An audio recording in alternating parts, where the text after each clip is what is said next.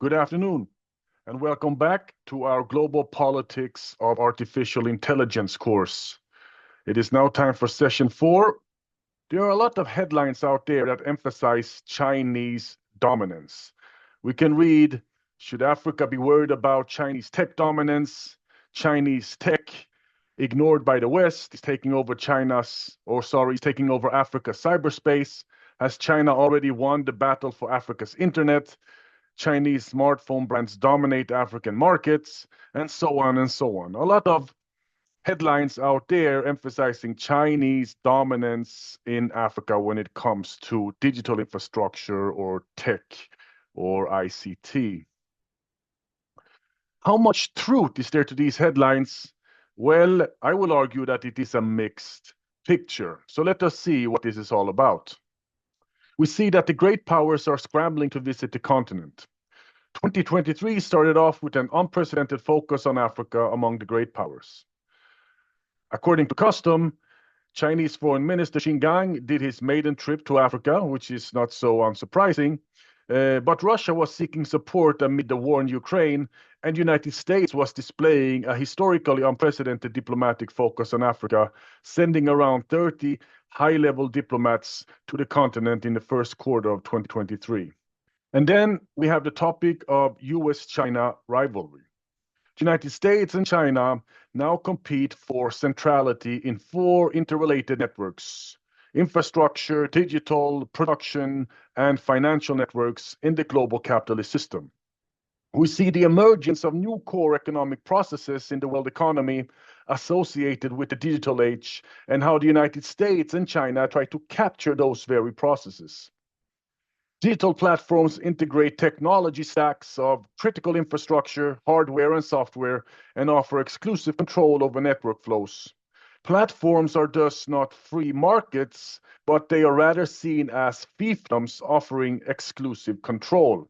Alongside the traditional political economy focus on means of production, that is, capital, land, and labor, we also focus on the ownership of the means of connection or the gateways to the internet, digital infrastructure, semiconductors, and data as the crucial commodity. China is now definitely one of the most important, if not the most important, political partner of several African states. China is the largest commercial partner of Africa. We can see that in terms of China being the largest trading partner to the continent, the largest bilateral creditor, and a top investor. When it comes to telecommunications and the digital economy, Chinese firms are ahead of its European and American competitors in certain segments. We see how China and the United States are offering different initiatives for the African continent. We see how the Belt and Road Initiative can be contrasted to the G7's PGII. We see how the Digital Silk Road can be contrasted with the digital transformation with Africa that was launched during the Biden administration. We see how the Forum of China-Africa Cooperation can be compared to the US-Africa Leader Summit. And we see how China is launching or writing white papers on China-Africa relations, and the United States are launching strategies for sub-Saharan Africa. Different initiatives coming from China and the United States directed to African countries. So China is present in Africa's ICT domain layer by layer. We see it in the submarine cable segment, satellites, broadband backbone. We see it in terms of data centers provided. We see it in terms of terrestrial networks, 2G, 3G, 4G, 5G networks. We see it in terms of services for telecom operators. We see it in terms of consumer products. We see it in operating systems, and we see it in apps, media platforms, and so on. So in every layer in the ICT stack on the African continent, Chinese firms are indeed present. Other scholars have emphasized Chinese structural power when it comes to broadband networks on the continent, the provision of data centers, and the forming of research partnerships with various African governments. Even so, it is clear that China does not dominate the submarine cable business. Alcatel Submarine Networks, a part of Nokia, is the main player when it comes to laying subsea cables. Often, these ventures are owned by large consortiums of telecom operators, private and public. And the two biggest projects at the moment are led by US firms, Google and Meta. So Google's Equiano project and Meta's Two Africa cable project are presently the two biggest subsea cable projects on the African continent. The Google's Equiano project is a bit different because it is not run as a consortium, but it is directly controlled and owned by Google. Meta's Two Africa cable project is owned by a consortium which includes China Mobile, Orange, Vodafone, and a few others.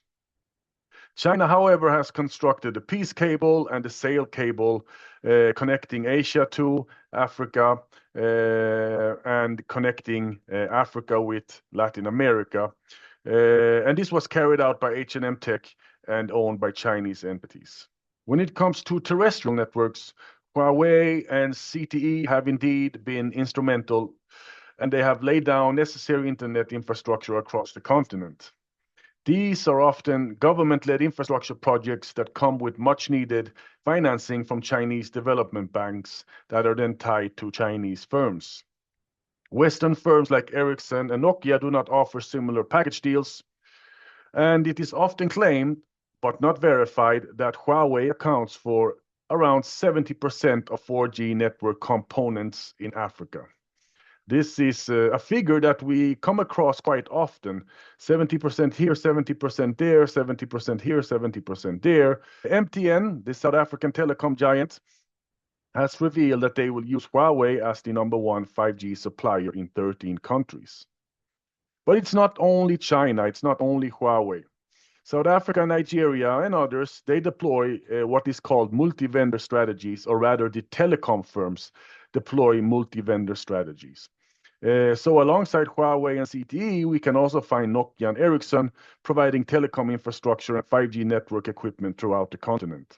We also see Samsung, Liquid, which is part of Cassava Technologies, an African digital conglomerate, and CS Squared present in this space. We also see how European telecom firms cooperate extensively with Chinese vendors in Africa, as exemplified by Orange deep cooperation with Huawei throughout Francophone West Africa, for instance. Yes, it is true that Huawei is building quite a lot of data centers throughout the African continent, and that they are launching a number of different smart city initiatives in a number of African cities and capitals. This is well documented by Australian Strategic Policy Institute and other think tanks and reporters. So that is well known, and that is true. But what is not so well known is how US data center firms are quietly acquiring data firms on the African continent and growing their digital footprint there. So that is the case when data center firm Digital Realty recently acquired Teraco in 2022, a South African data center firm, and when Equinix acquired MainOne, a Nigerian data center firm, in the same year, 2022. Here we see US acquisitions of Africa's biggest data centers. And these data centers, of course, they cooperate with US cloud computing giants such as AWS, Microsoft's Azure, VMware, and so on, alongside Huawei Cloud. We can also see the African digital conglomerate, Cassava Technologies, present in a number of different fields or layers in Africa's ICT stack. We see Liquid present in fiber, satellite, private networks. We see Liquid offering cloud and cybersecurity. And we see Africa data centers providing data centers around the continent as well, alongside fintech solutions and other digital solutions that is part of the Cassava technology ecosystem. Cassava Technologies are cooperating with a number of different Anglo-American firms and is offering infrastructure that is not depending on China. We can also see how the Africa telecom towers market is led by a number of Anglo-American firms, such as IHS Towers, a Nigerian company based in London, listed in the United States. And we see American Tower Corporation, Helios Towers, and so on and so on. But when it comes to smartphones, Chinese firms do indeed dominate the African smartphone market. We see Transsion capturing roughly half of the African smartphone market. These are a bit old, these figures, but it's more or less the same today. I think their share is even bigger today. But African populations use these Chinese phones to access US social media forms primarily. And I read somewhere in a Facebook report that they estimated that roughly 20% of all internet traffic in Africa is provided by Facebook alone. At the same time, China's Opera seems to be taking Africa with storm. Lucrative online payment systems is another part of the digital infrastructure that Chinese firms are providing. Huawei's mobile money service, for instance, provides the technology behind M-Pesa and Telebir, and they also deliver mobile payment applications for smaller players in 19 African countries. Yet this is an example of collaboration between Anglo-American and Chinese capital interests. We can take a closer look at an interesting case study. We can take a look at the financing of Safaricom's $850 million telecom license fee that they had to pay for entering Ethiopia when Ethiopia finally liberalized its telecom market. So Safaricom, together with Vodafone, Vodacom, Sumitomo, and British International Investment, were awarded a license to operate in Ethiopia. And during Trump, the DFC approved a $500 million loan to the consortium to cover the licensing costs. And they justified this move in terms of countering China. Later, during the Biden administration, the consortium did not receive the loan, allegedly due to the civil war in Tigray. Yet Anglo-American capital creatively stepped in and replaced bilateral financial channels with global credit when Standard Chartered Bank guaranteed a $400 million loan and the International Financial Corporation injected $257 million worth of equity and debt, thus guaranteeing Anglo-American access to the Ethiopian market. So who are they cooperating with? They are cooperating with Huawei and Nokia to build networks throughout the country. Nokia will take care of Addis Ababa, and Huawei will take care of the rest of the country. Throughout the Biden administration, the United States has pursued what we could perhaps call a wedge strategy to prevent the emergence of a China-friendly coalition of African states, and thus hindering the formation of a Chinese technological sphere of influence. Washington is trying to persuade African states and governments to side with US preferences, policies, and alternatives. The other side of persuasion is, of course, naming and shaming of China in Africa. And this can be seen as a rhetorical war of words between Washington and Beijing. Here we understand soft power not so much as attraction, but more as representational force, as an attack on the other's self-image. So US attempts of persuasion does simultaneously target China, and we can find 4 themes or commonplaces in these attacks. They emphasize that China is providing unsafe technology, that China is spreading digital authoritarianism throughout the globe, that China is engaging in a new form of economic colonialism, and that China is trapping African states in debt traps. This does not really resonate with African political elites. African political elites have long pursued their interests efficiently vis-à-vis more powerful states and have managed to play them out against each other. So we shouldn't really view African states or governments as proxies or pawns. They are much more independent than that. US naming and shaming of Africa does not resonate with African leaders, that is clear. Not one single African state joined the US Clean Network Initiative targeting Chinese technologies. And the chairperson of the African Union Commission, Moussa Faki, summarizes it nicely.